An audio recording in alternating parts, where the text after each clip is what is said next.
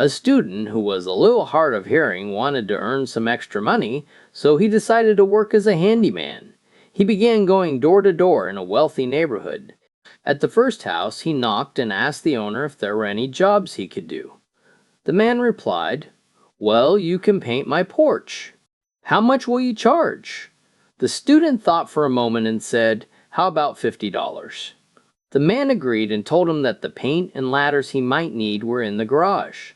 Inside the house, the man's wife overheard the conversation and asked, "Does he realize the porch goes all the way around the house?" The man replied, "He should." He was standing on the porch. A short time later, the student knocked on the door to collect his payment. "You're finished already?" the man asked, surprised. "Yes," the student replied, "and I had paint left over, so I gave it 2 coats."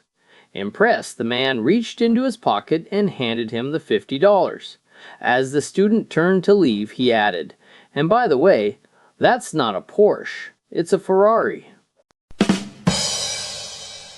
A woman traveled to Italy to attend a 2-week company training session. Her husband drove her to the airport and wished her a good trip. Before leaving, she asked what he wanted her to bring back. He laughed and said, "A gorgeous Italian girl." The woman stayed quiet and boarded the plane.